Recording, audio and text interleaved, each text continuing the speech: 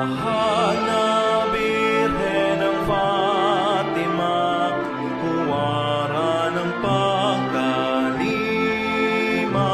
o Reyna ng Santo Rosario, puso namin ay laging sa iyo.